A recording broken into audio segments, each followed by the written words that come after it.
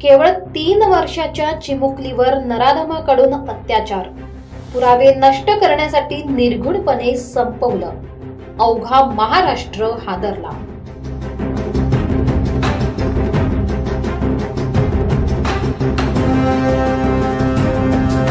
नाशिक जिल्ह्यातील मालेगाव तालुक्यात संतापजनक घटना घडली आहे। काल रविवार रोजी रात्रीच्या सुमारास मालेगाव तालुक्यातील डोंगराळे येथे एका 3 वर्षीय चिमुकलीवर एका नराधमाकडून अत्याचार करत तिचा निर्घृण खून केल्याची घटना समोर आली आहे। या घटनेनं मृत चिमुकलीच्या नातेवाईक आणि मालेगावकरांच्या मनात तीव्र संतापाची लाट उठली आहे।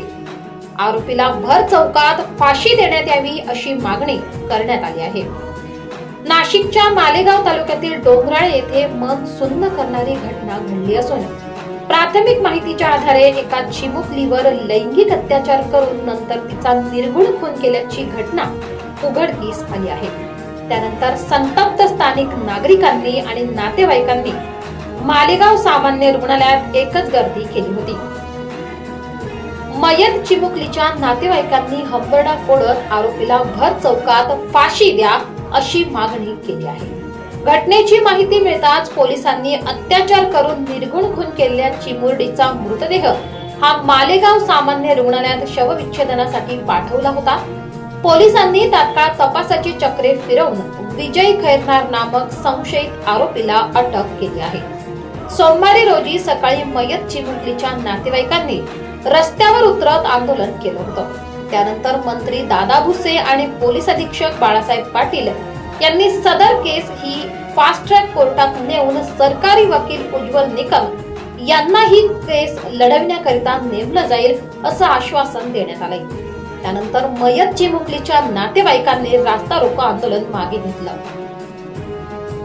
दरम्यान आरोपीला फाशीची शिक्षा मिळेपर्यंत ज्या काही कायदेशीर बाबी करता येतील त्या आम्ही लवकरात लवकर करू। सदर घटना ही रेप विथ मर्डरची घटना झाली असून याबाबत गुन्हा देखील दाखल झाला आहे। तर याचा तपास DYSP दर्जाच्या अधिकारीकडून करण्यात येत आहे।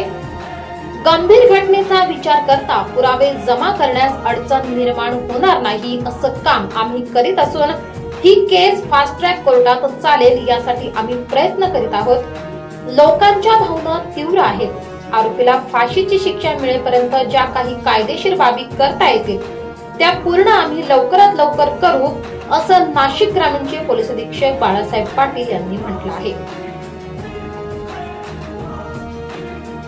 न्याय पाहिजे मला आणि ज्यांनी केलंय ना त्याला गावात फाशी होईल तरच आम्ही अंत्यविधी करू।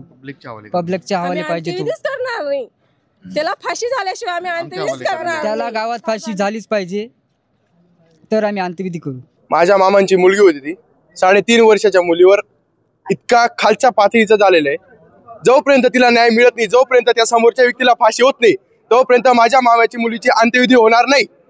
बस विषय संपला। माझी भाची होती, ती आम्हाला फक्त न्याय पाहिजे। तिचं वय पण काही नव्हतं, फक्त 3.5 वर्षाची होती।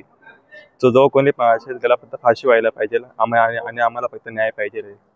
आम्ही तोपर्यंत अंत्यविधीच करणार नाही, आम्ही तोपर्यंत त्याची अंत्यविधीच करणार नाही। भाचींची मुलगी आमची नात आहे, आम्हाला न्याय हवा आहे साहेबांकडनं। दादा भुसे साहेब, आम्हाला न्याय हवा आहे की आमच्या भाचीवर खूप मोठा अत्याचार झाला आहे, आमच्या नातेवर डोंगराळे येथील खूप मोठी घटना झाली। फक्त हात जोडून एवढी विनंती की आम्हाला साहेबांनी न्याय द्यावी।